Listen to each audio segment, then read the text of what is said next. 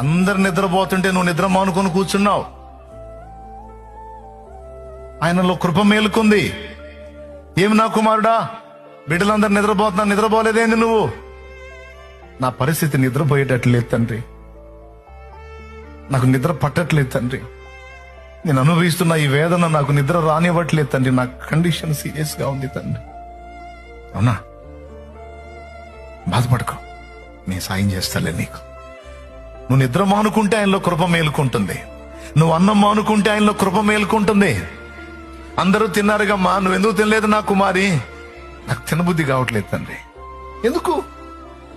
నా పరిస్థితి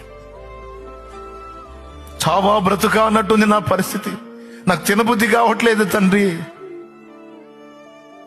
అవునా, దేన్ని బట్టి నువ్వు అన్నం అనుకున్నావు నా కుమారి? నా కుమారుడా, ఇదిగో ఫలానా పరిస్థితి నన్ను కృంగదీస్తుంది తండ్రి. అవునా, సరేపో, దాన్ని తీసేస్తా.